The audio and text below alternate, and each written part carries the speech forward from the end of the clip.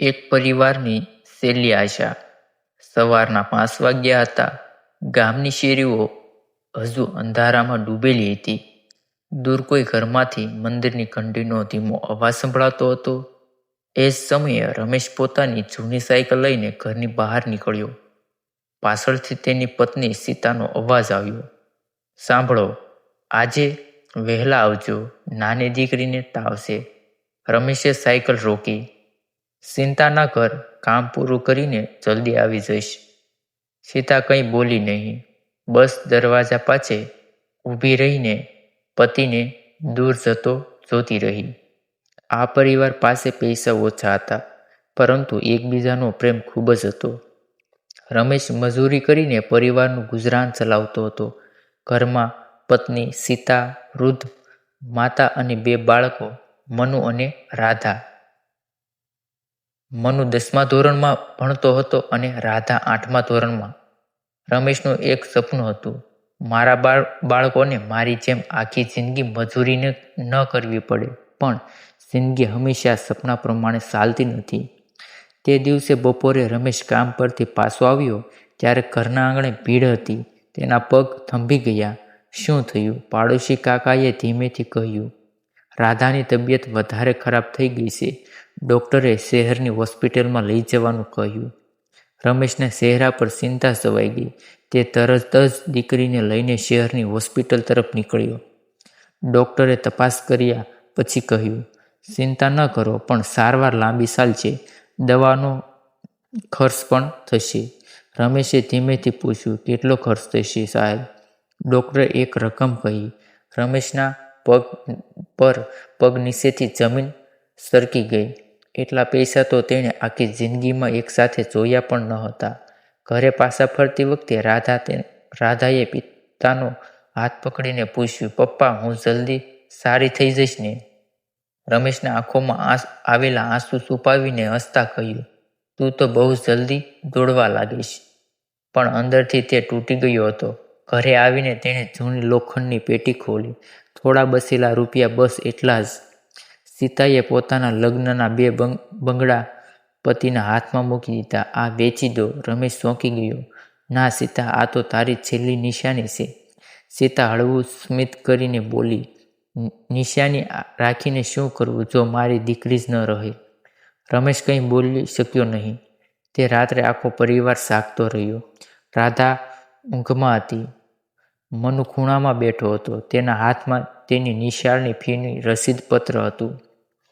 તે ધીમેથી ઊભો થયો અને પિતાની પાસે ગયો. "પપ્પા, મારી ફી પછી ભરશું?" રમેશે પૂછ્યું. "એવું કેમ?" મનુ બોલ્યો, "હમણાં રાધાની સારવાર વધારે જરૂરી છે." રમેશની આંખોમાંથી આંસુ નીકળી પડ્યા. "ના દીકરા, તારી ભણાઈ બંધ નહીં થાય." મનુએ કહ્યું. "પણ પપ્પા." રમેશે તેને ગળે લગાવી દીધો. "મારા બાળકો માટે હું કંઈ પણ કરીશ." બીજા દિવસે રમેશ બમણું કામ કરવા લાગ્યો. સવારે મજૂરી, બપોરે ટ્રેક્ટર ચલાવવાનું અને રાત્રે માર્કેટમાં માલ ઉતારવાનું કામ. શરીર થાકી જતું, પરંતુ દીકરીનો ચહેરો યાદ આવતા ફરી ઊભો થઈ જતો. એક દિવસે રાત્રે ઘરે પાછો આવ્યો ત્યારે માતાએ પૂછ્યું, "બેટા, તું કેટલું કામ કરીશ?" રમેશ હસ્યો. "માં, જ્યાં સુધી બાળકો પોતાના પગ પર ઊભા ન થાય ત્યાં સુધી." માતાએ તેના માથા પર હાથ ફેરવ્યો. "ભગવાન તને શક્તિ આપે." દિવસો પસાર થતા ગયા. રાધાની સારવાર ચાલુ રહી. ધીમે ધીમે તેની તબિયતમાં સુધારો થવા લાગ્યો, પરંતુ હવે ઘરની આર્થિક સ્થિતિ ખૂબ જ ખરાબ થઈ ગઈ હતી. એક દિવસ શાહુકાર ઘરે આવ્યો. "રમેશ, પૈસા ક્યારે આપવાના?" રમેશે કહ્યું, "થોડો સમય આપો." શાહુકારે કડક અવાજમાં કહ્યું. સમય ઘણો આપી દીધો અને તે ચાલ્યો ગયો. આ વાત મનુએ સાંભળી. તે રાત્રે મનુએ નક્કી કર્યું કે હવે તે પણ કામ કરશે. બીજા દિવસે શાળાએ જવાને બદલે નજીકની દુકાને ગયો. "કાકા, કોઈ કામ મળે?" દુકાનદારે પૂછ્યું. "ભણતો નથી?" મનુએ કહ્યું. "ભણું છું, પણ થોડા દિવસ કામ કરવું છે." દુકાનદારે તેને કામ આપી દીધું. સાંજે જ્યારે રમેશને ખબર પડી ત્યારે તે ગુસ્સે થઈ ગયો. "તું મારી પરવાનગી વગર કામ કરવા કેમ ગયો?" મનુની આંખોમાં આંસુ હતા. "પપ્પા, તમે એકલા કેટલું કરશો?" થોડી ક્ષણ માટે બંને ચૂપ રહ્યા. પછી રમેશે દીકરાને ગળે લગાવી લીધો. મને મદદ કરવી જ હોય તો ભણવામાં કર. તું ભણીશ એ જ મારી સૌથી મોટી મદદ છે. મનુએ પિતાનું વચન રાખ્યું. દિવસે શાળા અને રાત્રે અભ્યાસ. રાધા પણ ધીમે ધીમે સ્વસ્થ થઈ ગઈ. 1 વર્ષ પછી રાધા ફરી શાળાએ જવા લાગી. તે દિવસે સીતા ખુશીમાં રડી પડી. મારી દીકરી ફરી સ્કૂલે જશે. રમેશ દૂર ઊભો રહીને બાળકોને જોતો હતો. તેના ચહેરા પર થાક હતો, પરંતુ આંખોમાં સંતોષ હતો. સમય પસાર થતો ગયો. મનુએ 10માની પરીક્ષા આપી. પરિણામનો દિવસ આવ્યો. ગામના લોકોના મોબાઈલમાં પરિણામ આવવા લાગ્યું. મનુ દોડતો ઘરે આવ્યો. પપ્પા, રમેશ બહાર બેઠા હતા. શું થયું? મનુએ કાગળ તેના હાથમાં આપ્યો. મનુએ ખૂબ જ સારા ગુણ મેળવ્યા હતા. રમેશને કાગળ જોયો, પછી દીકરાને જોયો અને તેને ગળે વળગાડીને રડી પડ્યો. આજે મારી મજૂરી સફળ થઈ, મનુ બોલ્યો. પપ્પા, આ તો શરૂઆત છે. વર્ષો પસાર થતા ગયા. મનુએ મહેનત કરીને ભણતર પૂરું કર્યું. તેને શહેરમાં સારી નોકરી મળી. પહેલી સેલેરી મળતા જ તે ગામમાં આવ્યો. ઘરના દરવાજા પાસે ઊભો રહ્યો. પિતાના હાથમાં પૈસા મૂકીને બોલ્યો, પપ્પા, હવે તમે કામ નહીં કરો.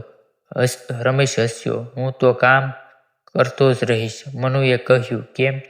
રમેશે કહ્યું. હવે તારા બાળકો માટે. મનુની આંખો ભરાઈ આવી. તે પિતાના પગે પડી ગયો. પપ્પા, તમે અમને પૈસા નથી આપ્યા, તમે અમને જિંદગી આપી છે. સીતા બાજુમાં ઊભી હતી. રાધા પણ હસતી હતી. વૃદ્ધ માતાએ આકાશ તરફ જોઈને કહ્યું, ભગવાન, મારા ઘરની મહેનત આજે રંગ લાવી. એ રાત્રે ઘણા વર્ષો પછી રમેશ નિશ્ચિત ઊંઘ્યો. તેના હાથમાં મહેનતના કઠણ નિશાન હતા અને પગ પણ હૃદયમાં એક શાંતિ હતી, કારણ કે તેનું સપનું પૂરું થઈ ગયું હતું. તેના બાળકો હવે તેની જેમ મજૂરી કરવા માટે મજબૂર નહોતા અને કદાચ પરિવારની સાચી સંપત્તિ પણ આ જ હતી, એકબીજાનો સાથ, મુશ્કેલીમાં હિંમત અને પ્રેમ. જીવનમાં પૈસા ઓછા હોય તો ચાલશે, પણ પરિવાર એકબીજાનો હાથ ન છોડે તો મોટીથી મોટી મુશ્કેલીઓ પણ એક દિવસમાં નાની બની જાય છે. કારણ કે જ્યાં પરિવારોનો સાથ હોય છે, ત્યાં આશા ક્યારેય મરતી નથી.